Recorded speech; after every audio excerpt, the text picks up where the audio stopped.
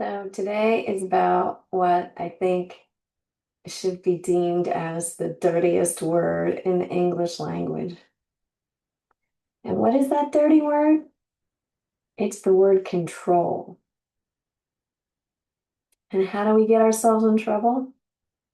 When we try to control other people. So it's so hard to say, it's so hard to explain.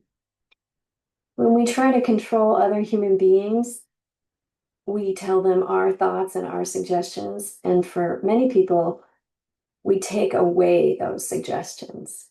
So, say you're a parent and you have a rebellious child, and you say to them, if you would just stop drinking, and if you would just go back to school, and if you would blah, blah, blah, all of those things you just said are no longer options. So, you took all the good options away.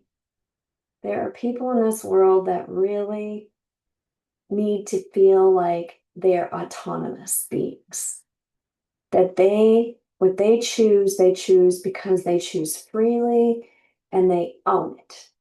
And when we come in and use that dirty word start telling people what they should do, we frequently take away all of the good choices. So it's so important to stop trying to control other people. Not with your facial expressions, not with your body language, not with your tone, and definitely not with your words. What do you think would be the best option? Is a good question. How do you see this? How do you think your choice will play out? Ask questions if you can't control yourself. Please refrain from telling. So January 29th, many of us learn the value of self-expression in Al-Anon.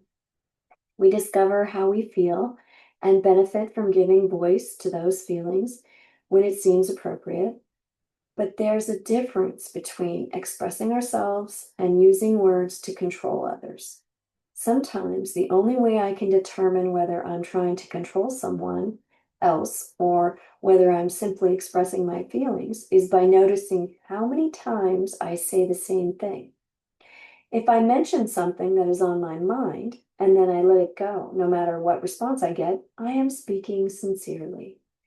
If I repeatedly make similar suggestions or ask prodding questions again, I am probably trying to control.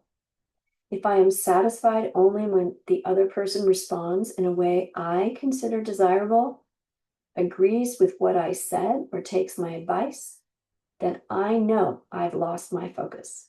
Today's reminder: I am learning to be honest with myself. I will not use my recovery as an excuse to justify my efforts to change other people's thinking. Trying to control other people only gets me into trouble. Instead, I will promptly admit such mistakes and put my energy back where it belongs by focusing on myself. The quote is, "We should have much peace if we would not busy ourselves with the sayings and doings of others." Thomas A. Kempis. So I just want to there's a pretty big caveat on this one, and that is if you have minor children and you're supplying things that they are using to damage their brains and destroy their good decision-making processes, um, that's a form of control. And you need to consider very carefully what you allow in your household and what you're supplying. So if you think heroin isn't a good thing to be giving your kids and alcohol isn't a good thing to be giving your kids, if you have a gaming addict in your house and you're supplying anything that facilitates that behavior, you need to be thinking about that very carefully. The boundaries are different with adults than they are with minor children.